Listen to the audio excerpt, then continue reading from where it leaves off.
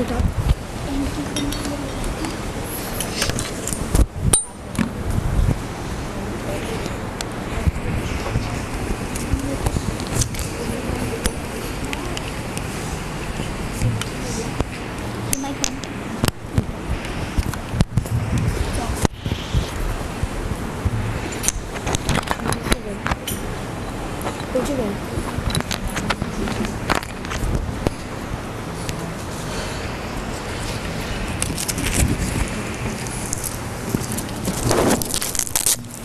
Hare Krishna.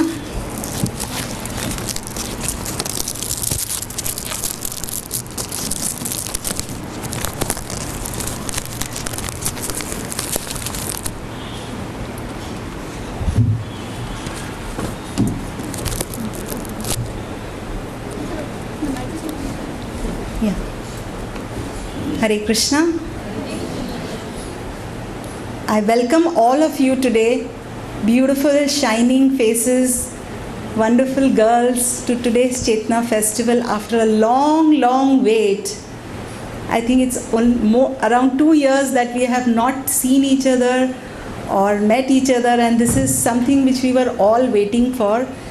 And we are resuming this Chetana festival today offline. This is the first program, and you are like our first batch of girls, and we are hoping that we can always remain connected, and with your help we can expand this family of Chetana bigger and bigger, and see that we can reach out to as many girls as possible in Mumbai. So let's pray that today is a wonderful beginning, and I would like to start by praying to our spiritual masters who have been guiding us throughout these times of crisis.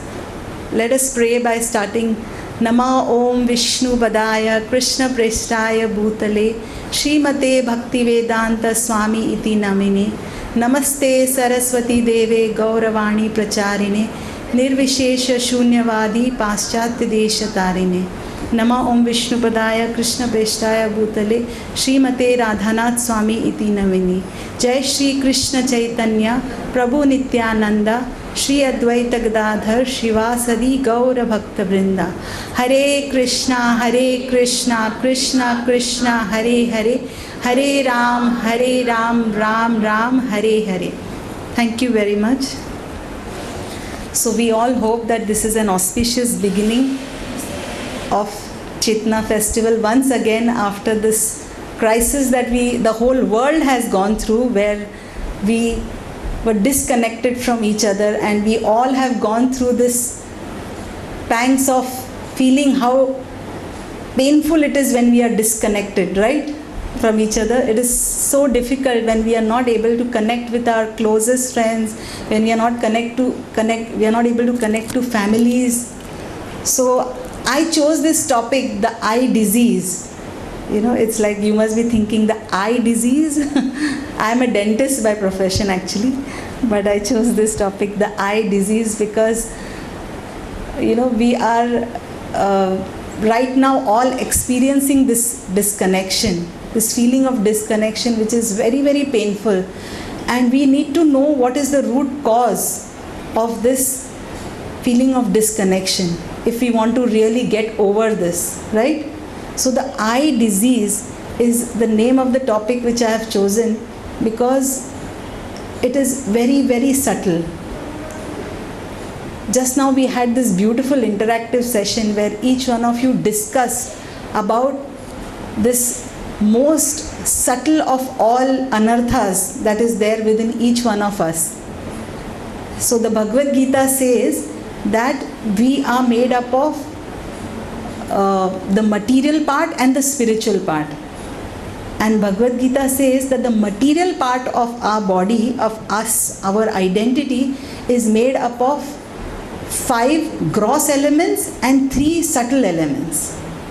Most of you must be aware of that the gross elements which this body is made up of is what we can see in the mirror when we wake up every morning to brush our teeth. We can see our beautiful faces, right?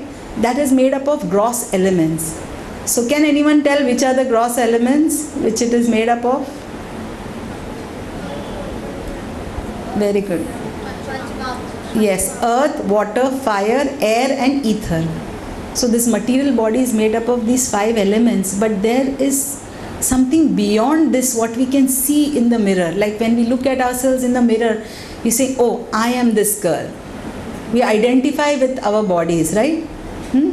So that is what we see in the mirror is the gross body, just the gross part of our body, which is made up of these 5 elements. But there is something more to us than that, right? There is a subtle part, a subtle elements which are, let's see if anybody can guess, what is mind? Mind, intelligence and ego. Very good. So the 3 other subtle elements which is made up of this material part only is mind. We all know we have minds, right? They are going crazy right now. We all are going crazy sitting at home. Hours away with just our mobiles in the hand. So this COVID has been very, one good thing about it is that everyone has realized that the minds can be like our best friends, or they can be, it can be the worst enemy, right?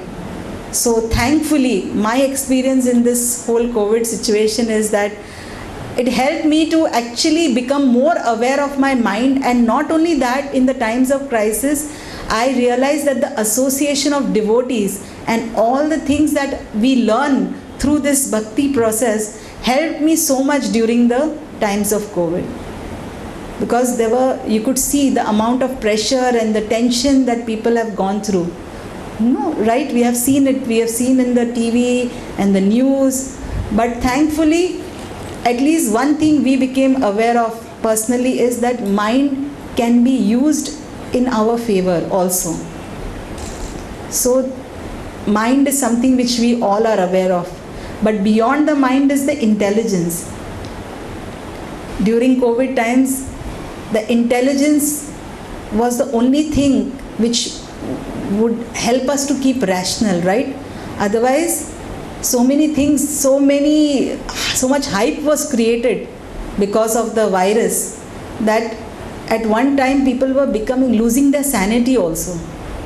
So intelligence helps us to discriminate and helps us to reason out that whatever we are hearing, how much should it affect us. So reasoning is very important, and that is the quality of intelligence. And beyond that, more subtle than the intelligence is what we are going to talk about today. That is the ego, right? And ego is so subtle that all the scenarios that you all told about, we were discussing about Cold Wars. Why? Because nobody wants to even show that we have an ego, right? We don't want to show people that we are feeling our ego is hurt, right? So it is so subtle that it is not visible to people, or we don't show it out to people. So that's why we have to understand what is the origin of this ego. So from Bhagavad Gita, we have at least understood that it is part of our body, right? But how do we develop this ego over time? So the Srimad Bhagavatam says that when we were born as little babies in this material world, do you see a baby who very egoistic? A baby is like goes with the flow, right? Always. He's accepting of everything. Of course, they throw tantrums if they don't. But a baby does not have ego issues. They don't give cold shoulders or cold wars, right? They're very, whatever it is there on their face, they're very simple in this. So when does this ego actually develop? Because the Bhagavata says that actually when we are in the womb of our mother, we are in the original spiritual nature of ours is very, very, awakened. The Bhagavatam says that when you are in the womb of your mother, you've seen the babies, how they are curled up. And the description is given in the Bhagavatam in such a painful way that the fetus, the child, that means each one of us has gone through it, that it is so painful Obviously, anybody who's curled up and sleeping like that, it's not a comfortable situation, I'm sure. Right? It is a very, very uncomfortable situation. Your head is between your legs literally, and for 9 months we have to sit like that. And every time the mother eats some very spicy food, some ragda patties or pani puri, then the whole burning sensation goes to the child, and we all have gone through that painful situation. And in that painful situation, we are only praying one thing. Do you know that from 7 months onward, as soon as the consciousness develops, the child in its spiritual form is praying to the Lord, please get me out of this. I don't have any ego, I don't want anything, I just want to serve you. Please let me feel some relief from this pain. But as soon as the birth happens, the birth also is a very painful situation, right? I don't want to scare all of you. It's not so painful also. It's a very wonderful experience to become a mother. But the experience of coming out of such a small canal is so traumatic for the child, for that soul, that he forgets everything. He forgets that he was praying that, please, I just want to be your servant and I don't want to have, any personal ego. But as soon as he comes into this material world, the child, he forgets everything that he was actually praying in his spiritual form, in his spiritual consciousness. He was so awake about that. So as soon as we come into this world, you see the child is very innocent and, of course throws tantrums and all, but they don't have ego issues. But as we grow, even in school time we didn't experience so much. It's like as we grow older and older, this ego or this identity, what is this ego? Is that we start identifying with this body. We start identifying with this mind. We start identifying with this intelligence that we are presently having as we become older and older. And then the ego, that identity that we have about ourselves, becomes false ego. Why is it false ego? Because we start thinking that I am this body.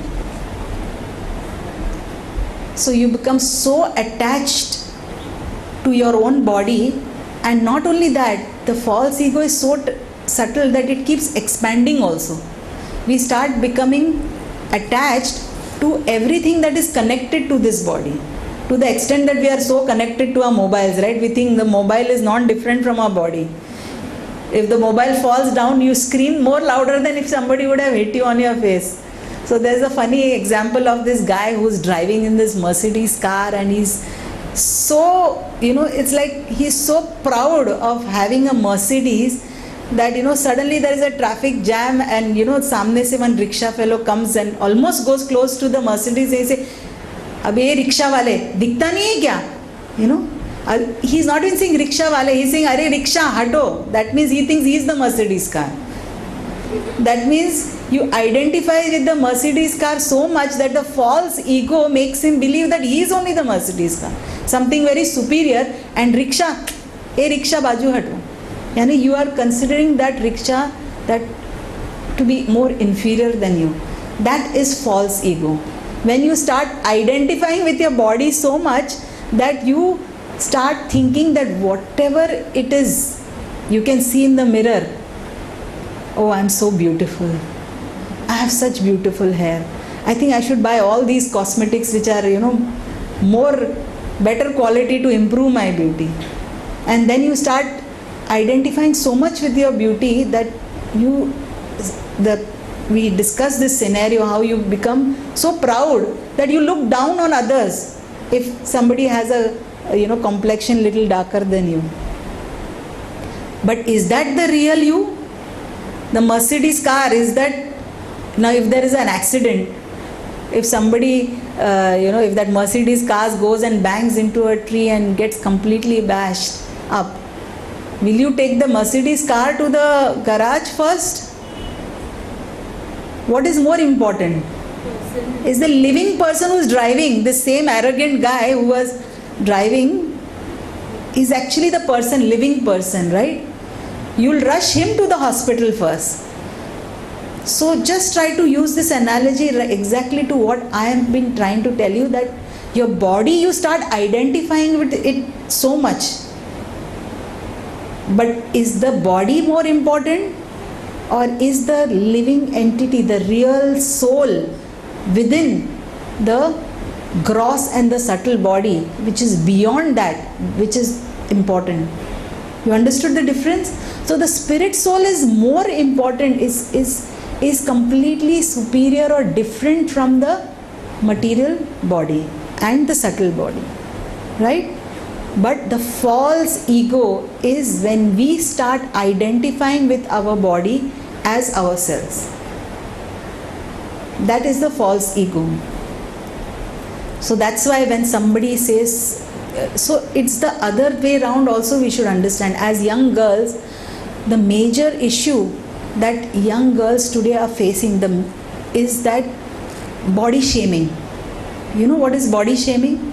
It's like the obsession with your appearance is so much that it's like as if there is a herd mentality. Everybody wants to use the same products, everyone wants to look the same, everybody wants to dress the same. Why? Just to feel that you're fitting in, right? So unfortunately, if somebody, is not fitting to that box of beauty that people fit, are expected to fit in, then it leads to depression, right? You've seen, you must be experiencing this in college and in your workplaces, where people feel, shamed for whatever the body, situation is. So that is where the false ego comes in play, where we become so attached to our external appearance. So I would like to talk about this false ego in the form of a disease. Don't you think it's like a disease? Because young girls are suffering, because of this subtle ego issues related to their bodies. There is a whole psychological condition which is caused by that. Are you aware of Anorexia Nervosa? Have you ever heard this psychological psychosomatic disease?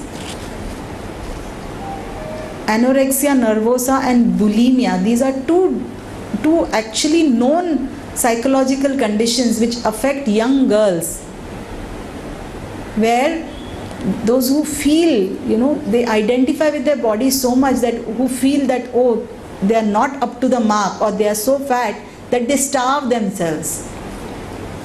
They go through all these very weird diets just to lose weight, just to look the way that the society defines beauty. But don't you feel that this kind of obsession, is so harmful? It doesn't really serve any purpose, because ultimately, if you get spiritual knowledge, like how we have just explained to you, if you just understand this, that we are beyond this body, then whatever, you feel, whatever form your body is in, it is anyways going to go. It is something temporary, right? It is not going to be eternally the same. So whether you are very beautiful or whether you are not so beautiful, everything is going to go anyways. It's temporary. So this is how the ego works. So I want to talk about it as a disease, and we want to cure this disease. But if we want to cure the disease, then we need to know the symptoms of the false ego, isn't it? What is the symptom of a false ego?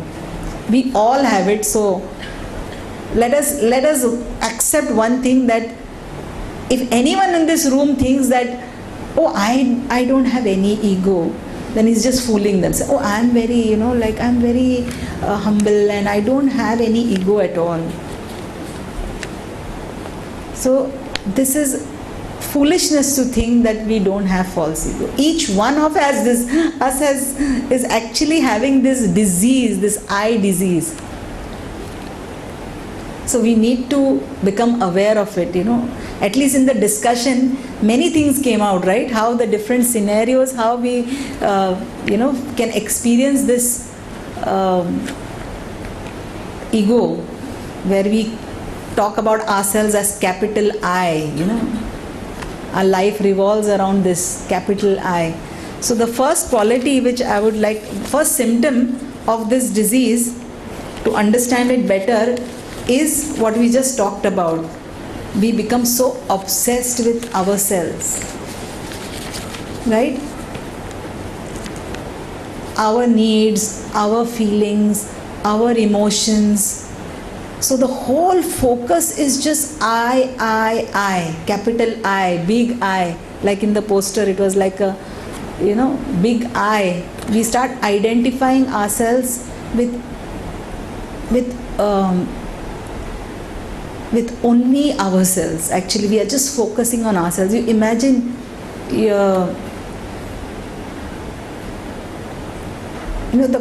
the obsession comes to such a point that we started looking down on others. That's the symptom of our this quality of becoming obsessed with your own self. Because you start thinking that there is, I am the only one in my universe, which is actually not a good quality, because as women or as girls, you are girls now, but you will become women and then you will become a mother. Imagine, have you ever seen your mother only thinking about herself? In fact, you always see your mother is only thinking about everyone else. That means that is the quality that every girl should develop, isn't it? So if you are obsessed about yourself, is that a good quality as a woman to have? It's not practical, right? To be so obsessed with yourself. It's not going to really serve any purpose. So there is this very funny story of Duryodhan and Yudhishthir. You know Duryodhan and Yudhishthir. So Dronacharya once called both of them to make them learn a lesson, basically to become aware of their personalities. Like today we were asking you, please describe yourself with one adjective about yourself. It's so difficult to know what is your qualities, right? So this was an exercise which Duryodhan was doing Dronacharya was doing, and to make them realize. So he told Duryodhan, go, I'm giving you one whole day to both of you, go out into the city and just find anyone, whoever you find better than you just go and find them and bring them back to me. And Yudhishthir, he told, you find someone who's worse than you or has got bad qualities, compared to you. So both went out from morning to evening, and the funny part is both of them came back empty-handed. Do you understand the difference? That Duryodhan went out and the whole day he could not find one person better than him. That means how self-obsessed he must be.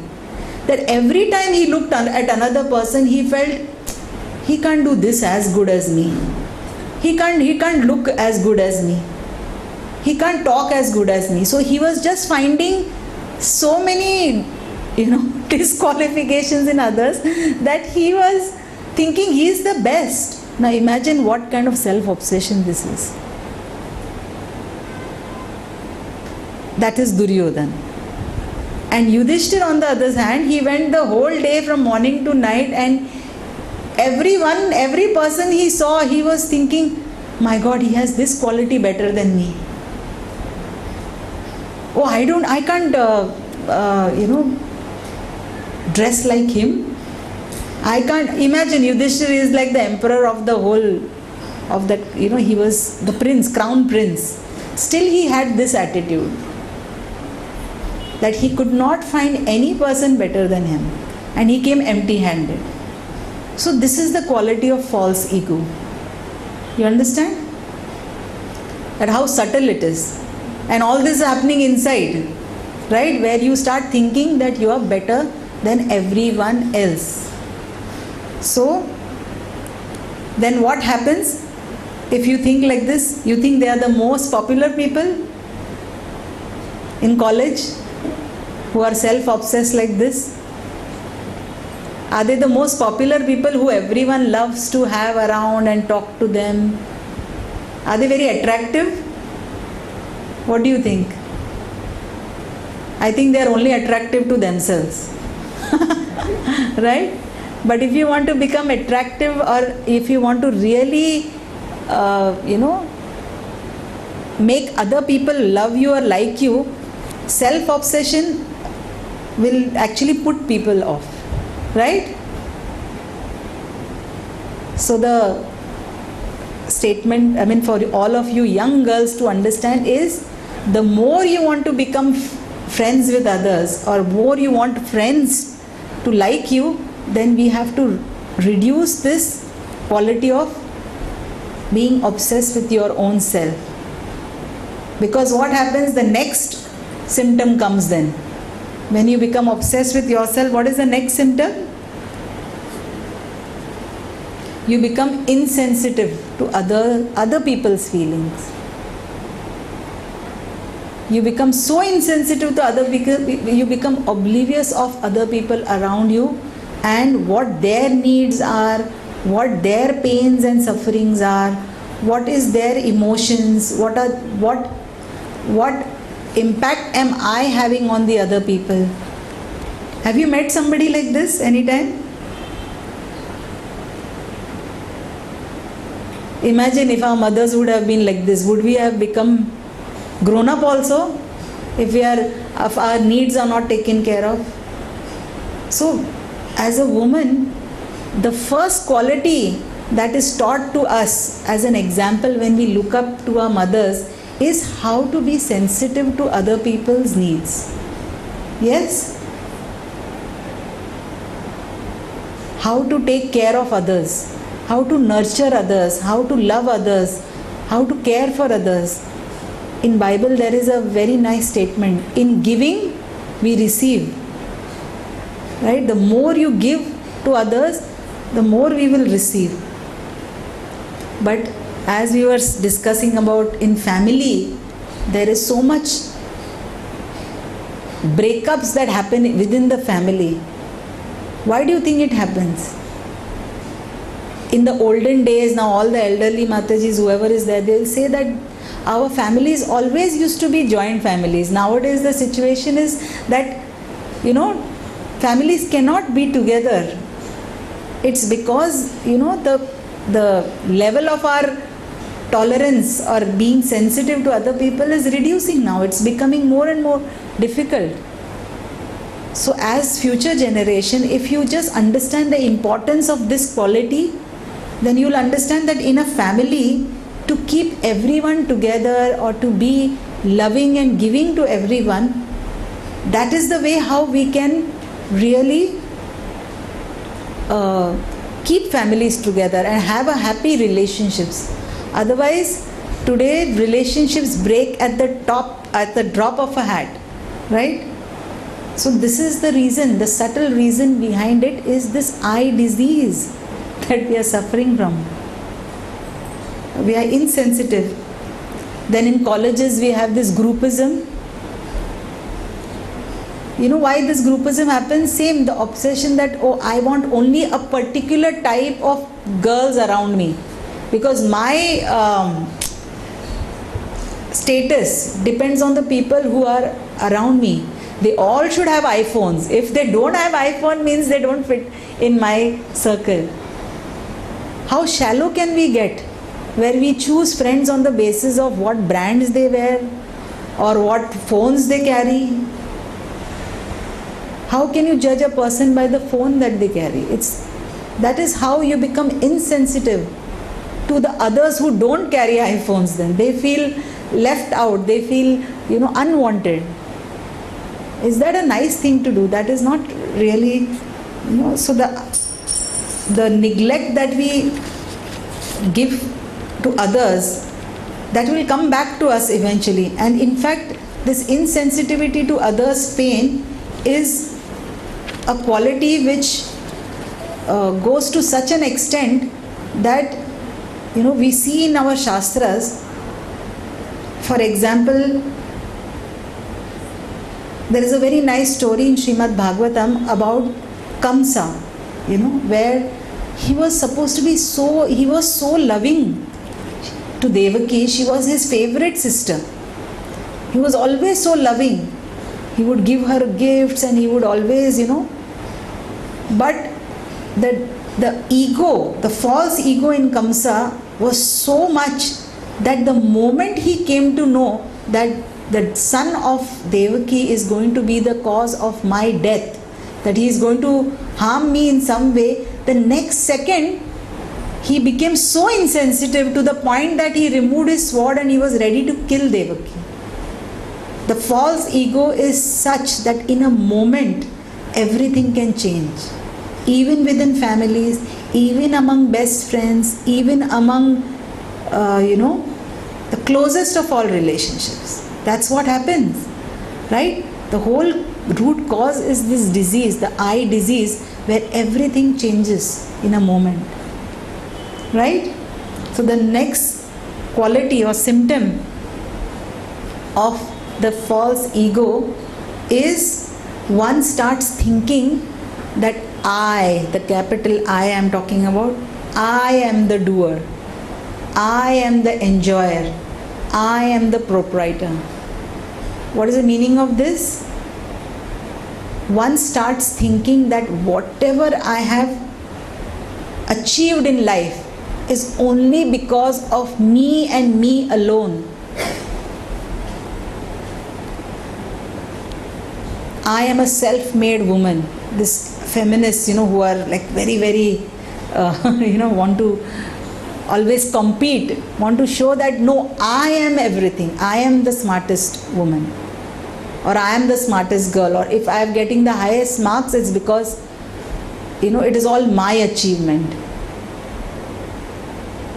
But is it really possible? You think and analyze.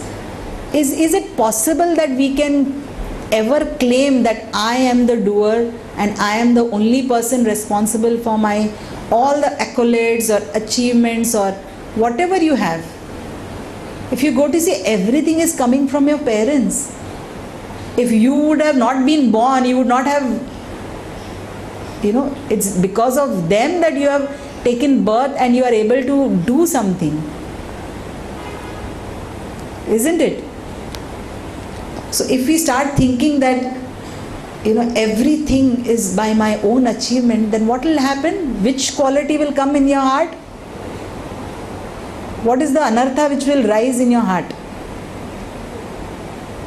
No, if you start thinking that I am doing all this, this is my achievement. Pride, isn't it? No one can do anything without the mercy of God. In fact, the Bhagavatam says that not a blade of grass can move without my sanction. So what to speak of whatever you achieve in your life? Everything comes by the grace of God, by the grace of your parents, by the grace of all the people who helped you along the way, who gave you the support. If there would be no support, you would not have achieved anything. So we should understand that, pride comes before the fall, right? Pride comes first before you fall down, your character falls down. Always pride comes first. So you should always be aware of this, that am I becoming proud of whatever I am doing? Because the nature of this world is like that. The nature of illusion is like that, that if not you, other people will think, Arey, wah, kya? There are a lot of flatterers, right? What nice work you have done. You are so amazing. You are amazing. You are a scholar. Just to, Maska Morify people say so many things. But if you start believing everything, then what will happen? That you will ultimately start believing all that and you will become very, very unhappy actually. Because Bhagavad Gita says Why you will become unhappy? Because the more you achieve, you will want to become more and more and more. You think the richest people and the wealthiest people and the people on the top, are they the most peaceful and satisfied people? They are the most miserable, and they are not able to sleep also. They have to take pills to sleep. Why is like that? Have you ever analyzed that why are they the most miserable people? Because the more you start thinking I am the doer, the most your peace of mind will go.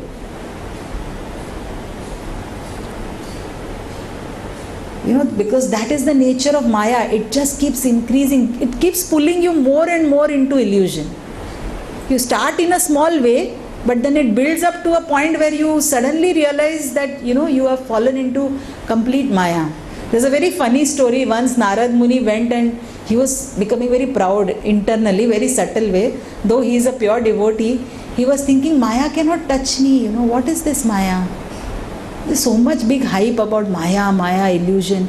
He said, let me go and ask Krishna, Vishnu. He goes to Vishnu and says, what is this Maya everybody talks about, So I don't know.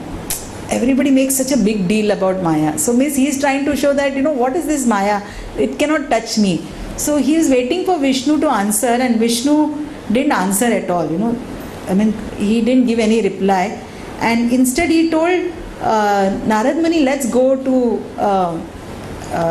a holy place together, Let us go on a pilgrimage. On a trip. So he took Narad Muni on a trip, and they were walking through the desert or something, and he suddenly said, I'm feeling very thirsty, Narad Muni, just go and get a glass of water for me.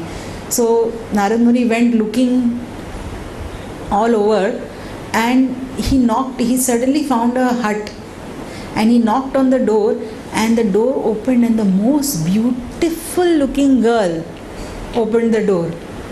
And he had never seen such a beautiful girl, and suddenly his eyes, like there were all hearts in his eyes, and he became like so enamored by her beauty. He sat inside and he drank water. He was supposed to take the glass for Vishnu. He took the glass, and looking at her, he started drinking, and he became so hypnotized by her beauty that her father came, and he immediately said, that father said, I'm looking for a boy for her to get married. And Narad Muni said, I'm ready.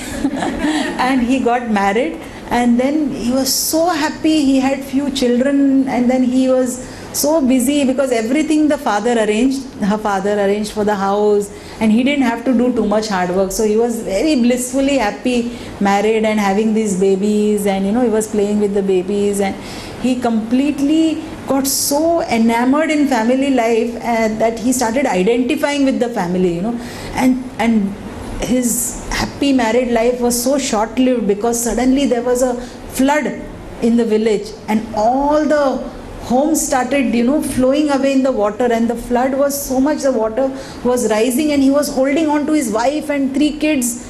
His father-in-law went away, and then his mother-in-law went away, and he was holding on to his wife and his children. Then one child went in the water, the water started rising, and the force of the water was pulling one by one all the children away, and then his wife he was holding on to dear life, and she also got drowned in the flood water, and he started banging his head and started crying. I've lost my family in this flood. What can I do? My whole life is gone. How will I stay alone? And then from behind one sound came. When will you get my glass of water? I'm still waiting for the glass of water. And he suddenly woke up, and he was saying, I'm waiting for half an hour. You went to get a glass of water, and I'm still waiting for the glass of water. It's half an hour. What are you doing? And Narad Muni was so bewildered. You can imagine his face. Half an hour? I lived my whole life literally, and I lost my mother, my wife and my dear children. And he then realized the answer to his question, that this is Maya, that he completely lost. He thought that this is my wife, I am protecting my wife, I am protecting my children, this is my family, I am providing for them. So this I am the doer, this I, this Maya, he went so much into it that he lost track of time. So this is the power of illusion, And the last quality of false ego is, one more I would like to say. Thus, we can understand that in this material world, we are just caretakers. We are not the proprietors or owners. If you go to see, we are just renting everything. Everything we have got on rent. This body is on rent. We have to leave and go. Right? Alexander the Great, when he was dying, he told, when he was leaving, he said, put my 2 hands out of the coffin in an outstretched way, to show people that all this obsession that Alexander had for land, for conquering, for getting wealth, while leaving, he is leaving everything and going.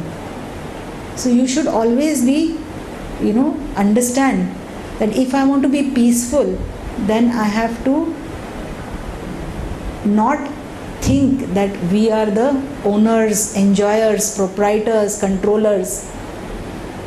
So the next, last but not the least, the tendency to blame others and find faults. This is a quality of false ego.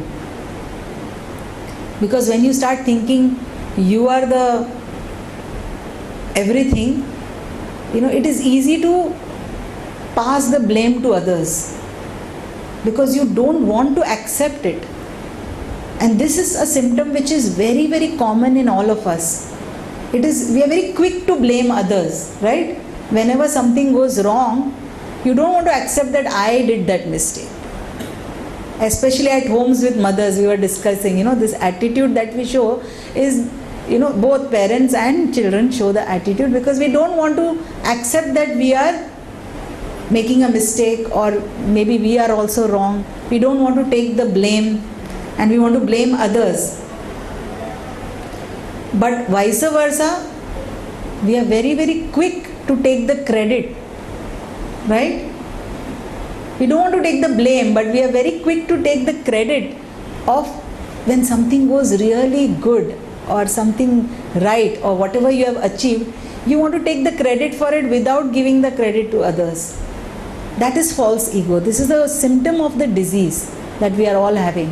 And we are very quick to blame others when something goes wrong, and criticize others also. So this I consciousness makes us blind, and makes us irresponsible. We don't want to take responsibility, and we start seeing problems in our life because of others. You're saying, I am like this, it's because of this person in my life. We like to point fingers at others, criticize others, because we don't want to take responsibility. We don't want to change ourselves. So easy thing is, you blame others. If you are eating food and if you are biting and suddenly you bite your tongue, has that happened? Sometimes we are eating and we bite our cheeks, sometimes we bite our tongue and we go like this, ow! And if we start hitting the person who is sitting next to us, he'll think you have gone mad or something. Why are you hitting me? You bit your tongue. Why are you hitting me? It's your karma, isn't it? Can we blame someone else for our own mistake, for biting our own tongue? But false ego makes us think that no, if something is going wrong in my life, all others are to blame. So a very nice story is about this sadhu and the scorpion. Have you heard? A sadhu goes every day to take a bath in this very holy river, and one day he saw a scorpion literally drowning in the water, and immediately he tried to save the scorpion by collecting the scorpion in his hand, and every time he was picking up the scorpion was biting, and he had to drop the scorpion down again in the water. Again he is drowning, again he is picking him up, again the scorpion is biting, and again it's falling. So this kept on happening, and the Brahmana kept trying to save the scorpion. And the people who were watching this for a long time said, why are you doing this? Why are you just going on picking up the scorpion and trying to save. So the Brahmana says that, the scorpion is acting according to its own nature, which is to bite. But I should not blame him because of that. Rather, I should act according to my nature, which is, as a Brahmana, is to be, caring to others and trying to help others. That is my nature as a Brahmana. So I am trying to act according to my nature, and the scorpion is acting according to his nature.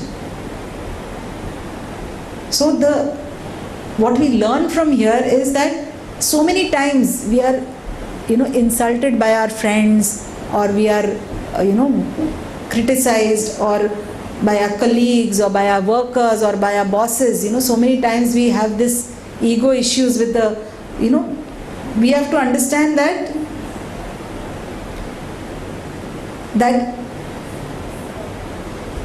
we should not keep negative thoughts. We should not see it as a negative, and we have to let it go as, okay, that is, they are acting according to their nature, but should I hold that and blame them for it? One way you can see is that if we hold on to all this negativity towards so many people, it is just going to make our own lives miserable, right? Because all this cold wars we were talking about, you keep it in your heart, right? The false ego makes us keep everything in our heart, and we just get driven with these thoughts of anger and envy and revenge. Sometimes we start thinking in our, so it's like something negative which we are just going on increasing in our hearts. So we have to understand that this is just harming our own self. This kind of disease, eye disease, is just harming ourselves. But due to ignorance, we keep behaving in that way. So we have to first become aware of the problem. First become aware of these symptoms, these 4 symptoms that we described. Just remember and always meditate that this, whenever you see yourself, and showing any of these symptoms, first we should become aware of it, right? Just catch yourself. You may not be able to find a solution immediately.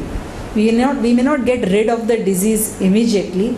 It is like a whole lifetime process. But we have to start finding ways and means how we can get free from this disease. Do you want to become free from all these symptoms? We want to, right? So let us find ways and means how can we get over this symptom of obsession with yourself. Can anyone think of something? This obsession with your possessions, your beauty, your looks, how can we become free from that? Accepting ourselves whatever we are. Yes. Because it's about self. Very good point. Accepting ourselves as whatever way God has made us. It is a blessing.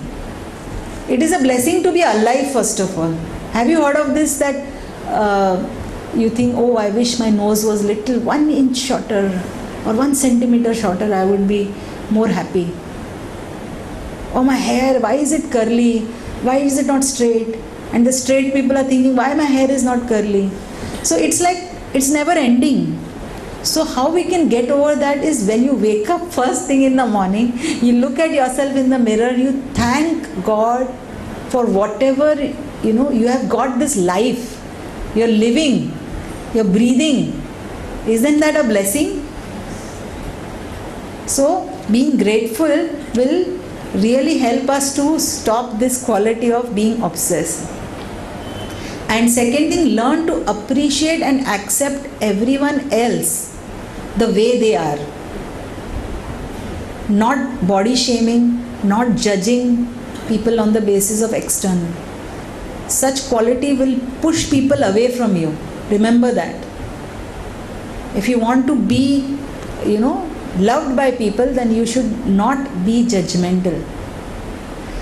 How to be, the second symptom, becoming insensitive to other people's feelings. How can we get rid of that?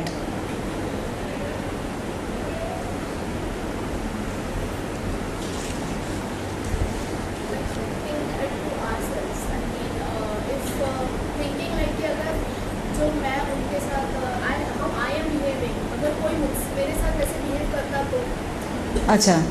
How Jesus said, do unto others like what you expect them to do unto you. You know, so we have to develop this quality of being para dukkha dukhi. You know, we are sensitive to other people's pains. So we have to be, that is a very great quality actually. Vaishnava janate janato tene kahiye je peed parai jane re. That is, Mahatma Gandhi has written this. That if you are able to understand the pain of others, that's the quality of a devotee. That is the main quality of a devotee.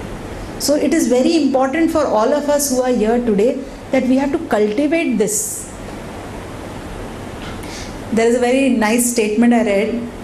I think Twinkle Khanna wrote this, that if we are born with a silver spoon in our mouth, then it is meant to be used to remove that spoon from our mouth and scoop some porridge and use it to feed others.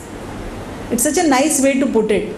Meaning that if you have been blessed with so much, you should be sensitive enough to understand that there are so many needy people that you have to give to others. You can't just keep breathing in, right? Just try that. You keep breathing in. Just keep taking a breath in. Person will die after some time. You have to breathe out also, right? That means what? You cannot just keep taking. You're just getting so much mercy from everywhere and you just keep taking it and you're not even ready to give it back to society. Give it back to needy people. Give it back to the underprivileged. Anything. What kind of life is that? That is not life. That is an egoistic life. That is a self-obsessed life. So such kind of, in giving we will receive more benedictions and love from God. Every day you can do that. You don't have to be rich for doing that. You don't have to be a millionaire. Oh, I cannot donate anything. I cannot give anything. No, I don't have anything. Every day we can do at least one thing, to please others or to serve others or to, make one person happy. Anyone can do that, right? So the third quality, thinking, I am the doer, I am the proprietor, I am the enjoyer. How can one get free from this symptom?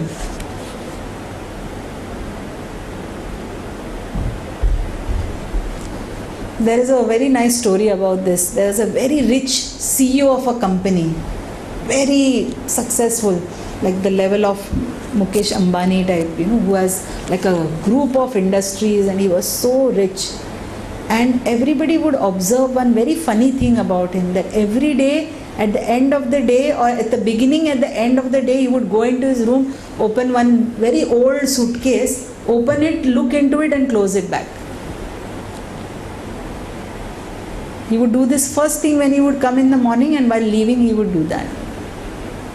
So he was retiring, and he had worked for many years and he was just going to retire from his work, and all his they were felicitating him and they were saying, we are so grateful to you. We just have one question, that what is that suitcase? Why do you keep looking into it and closing it every day? For so many years we have been seeing you.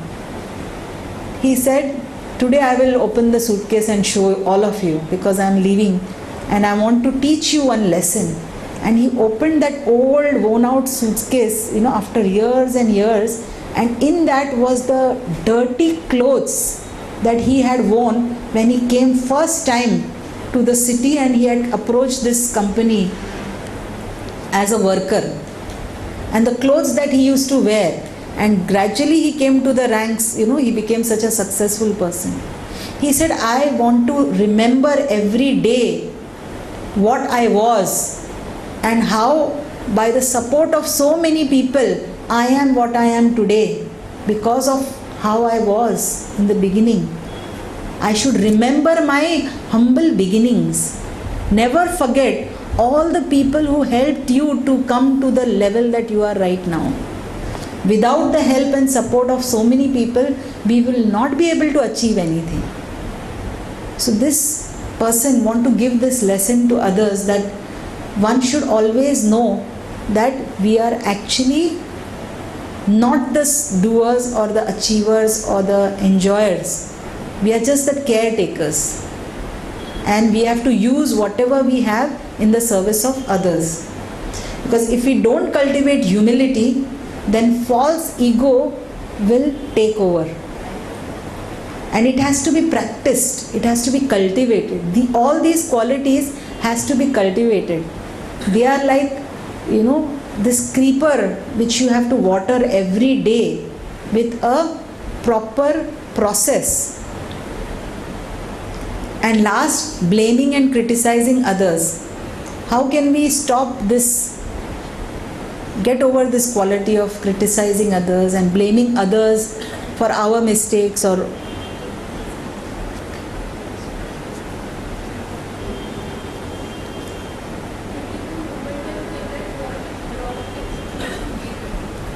focusing on your own self, See, we look at the whole world and everything looks red because we are wearing glasses. If you wear red glasses, which with red, you will see everything as red. Right? You see in others what is there in your own eyes or which is there within you. So if we blame others, it's because we have those bad qualities within ourselves too.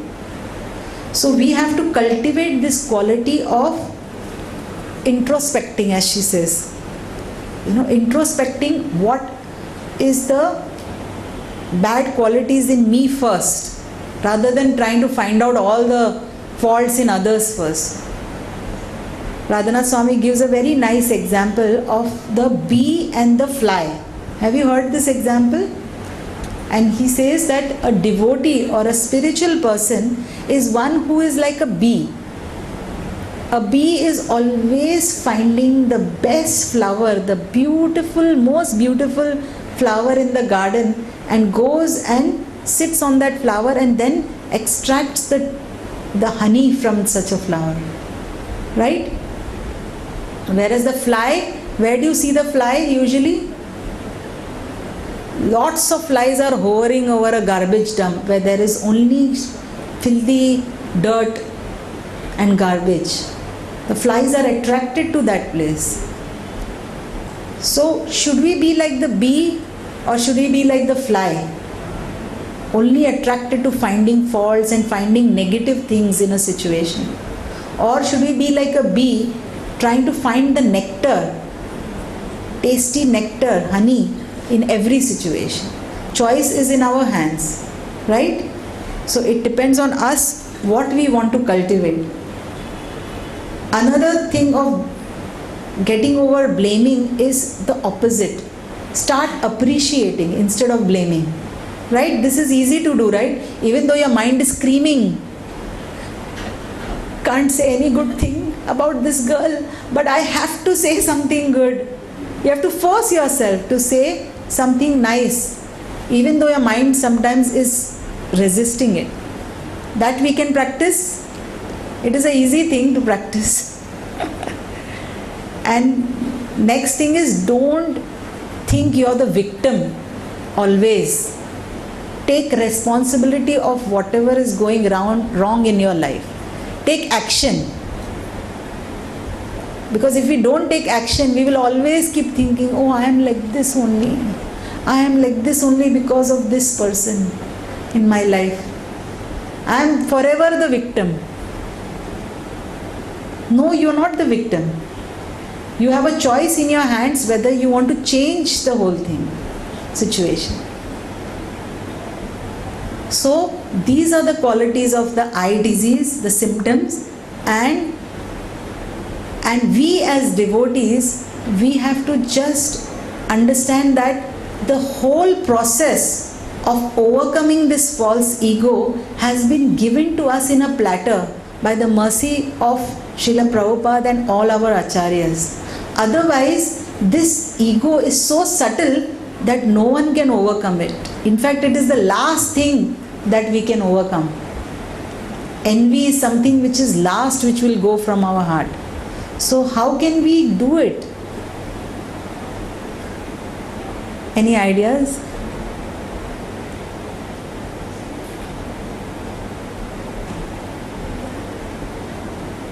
Actually, we have the simplest medicine for any kind of disease, the material disease. This eye disease is nothing but the material disease. Just because we are in this material world, we have got this false ego, right? We are here, living here right now, in this point of time, in this material world. So we are afflicted by this material disease. So if we want to overcome this eye disease, then we have to connect ourselves something beyond this material world, right? As simple as that. If we connect ourselves to something spiritual which is beyond our body, beyond our mind, beyond our intelligence, beyond even the false ego, don't you think you will be able to rise above this? So how do we do that? How can we connect to our spiritual original nature which is there within our hearts, so that we can overcome all these symptoms that is troubling us?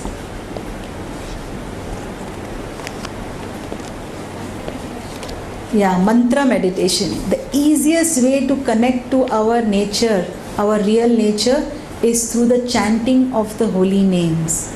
Hare Krishna, Krishna Krishna, Hare Hare, Hare Ram, Ram Ram, Hare Hare. It's like every morning you take your pill, antidote to this material disease. It's like we have got this poison in our body. You have to get an antidote for it to neutralize that poison in our body, which is causing this disease, this eye disease.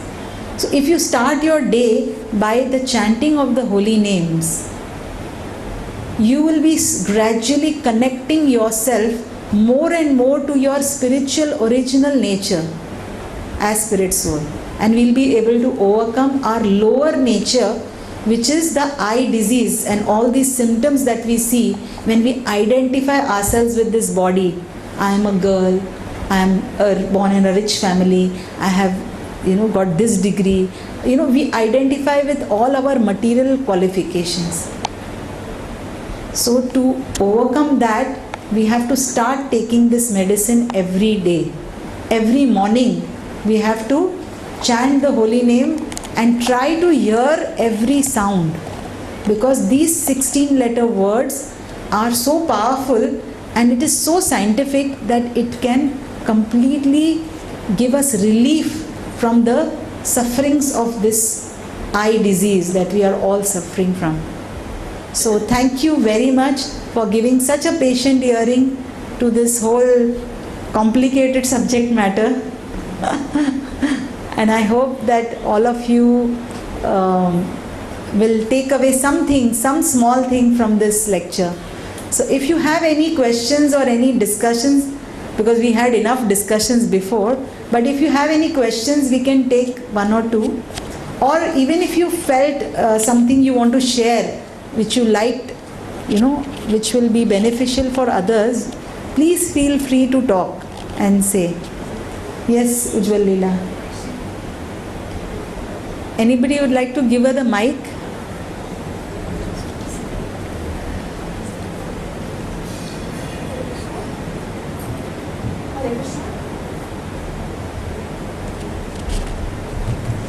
Thank you so much, Mataji, for your wonderful lecture. My question for you is that I will take, I'm not talking in general, I'm just taking my example. Suppose somebody is blaming me, and suppose we take a scenario that in an office, your boss is just saying that you can't do this, you can't do that, you don't know, you are an idiot, and your boss just blame you. Okay? So at that time, if you say that, okay, this must be my mistake, I have done some mistake. So you start taking that blame on yourself instead of criticizing. if we follow whatever you have said, we won't blame the boss, or we won't shout or anything. But at the same time, if you just start taking it, then in that scenario, it's like you are blaming yourself. So what can be done over there? There is a difference between blaming yourself and taking responsibility of of whatever the other person has been saying. See, there is a difference between that, because what you are talking about is, okay, I will take the blame and on myself, and I will not say anything back to him, but I will keep telling myself inside that तू तो ऐसे ही है, तू सच्ची में idiot है. This is victim mentality. Rather, the other way to think about is that, listening to him very carefully, because that is the perspective of the other person. I know this is very difficult. I am not able to follow, but I can say, I'm just saying that once a person is saying this is because it is his perspective of the problem. You have to hear him out first, that why he feels that, you have done this wrong. And then able to take responsibility and accepting that, yes, I did make this mistake, and I'm sorry if about that, and I'm ready to change. And what if you have done all these things and still the person is blaming you? So at that time, sometime you need to just stand for yourself, and you have to say that no, this is not my mistake. So taking responsibility is like when you're standing up for yourself, when you are ready to accept the other person's perspective, or feeling that you have not done something wrong, but at the same time telling him that I'm ready to make the change if you feel you are making a mistake. But if you're not, you can stand up and say that I'm sorry you feel like this, but I feel this is the way I should have done. So that is not the ego. This is not ego. This is standing up for yourself and taking responsibility. Whereas the opposite of that, of taking blame, yes, I'm like this only, is like a victim mentality. That will not help you in any ways to make progress in life. And if means a person is standing for his or herself, then it has how the delivery should be. It's like if a person is saying no, I am right. So how a person should state that it has to be aggressively or politely, or so that a person can define that yes, I am right. So how that other person will understand with the tone of voice. Sometimes you don't have to retaliate so much also, because it will become an argument then.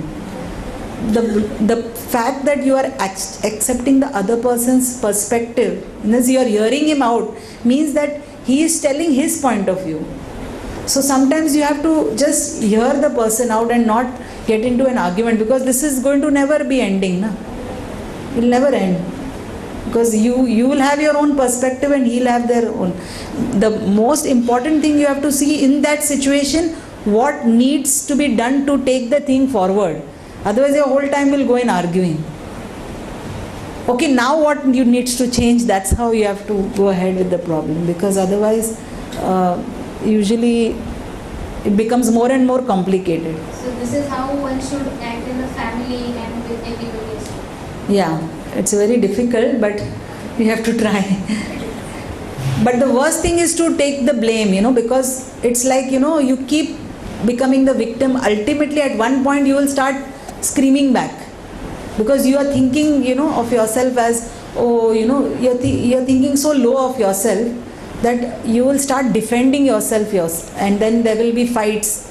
And that will not be a very good situation. Because that is the ego clash. That is the ego clash comes. Thank you. Haribol. Any other question?